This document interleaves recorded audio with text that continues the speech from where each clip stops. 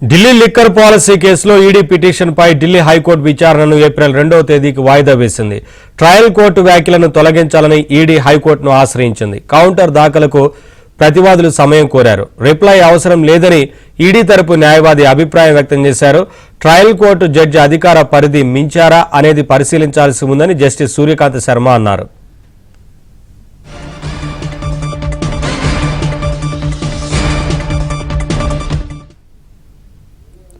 Updates మా Delhi correspondent Satish అందిస్తారు. సతీష్.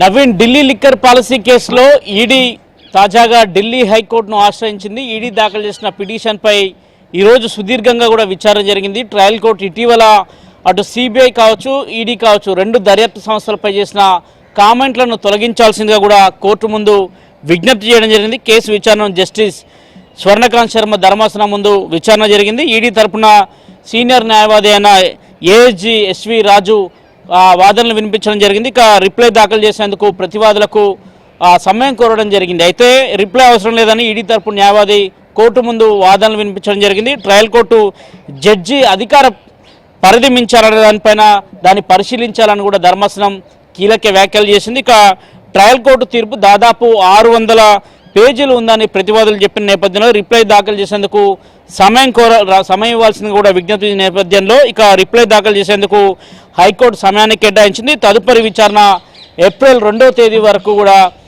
ఉంది. 2వ తేదీన తిరిగి ఏప్రిల్ 2వ తేదీన మరోసారి విచారణ జరగబోతుంది. అయితే ఇదే కేసులో సిబిఐ గతంలో దాఖలు చేసింది. రెవెన్యూ కోర్టు ఏదైతే ట్రయల్ కోర్టు నాటి సందర్భంలో కీలక కామెంట్లు దర్యాప్తు సంస్థ పైన చేసిందో, అదేవిధంగా మొత్తం 23 మంది ప్రతివాదులకు క్లీన్ చిట్ ఇస్తుందో దాన్ని సవాల్ చేస్తూ కూడా నాటి సందర్భంలో హైకోర్టులో కూడా సిబిఐ కూడా ఒక పిటిషన్ దాఖలు చేసింది. ఆ పిటిషన్ పైన ఏప్రిల్ 6వ తేదీన విచారణ కూడా జరగబోతున్న నేపథ్యం ఒకవైపు ఈడీ పిటిషన్ విచారణ దాదాపు ఏప్రిల్ 2వ తేదీన ఉంటే సిబిఐకి సంబంధించిన విచారణ పిటిషన్ ఏప్రిల్ 6వ తేదీన ఉంది. ఇక ఏప్రిల్ 6 అదేవిధంగా 2వ తేదీలలో ఈ లిక్కర్ పాలసీ కేసుకు సంబంధించిన అంశంలో ఢిల్లీ హైకోర్టు ఎలాంటి తీర్పు ఇవ్వబోతుంది అనేది కూడా కొంత ఆసక్తికరంగా మారిందని చెప్పాల్సి ఉంటుంది. మొత్తం 23 మంది నిందితులు ఉన్నారు.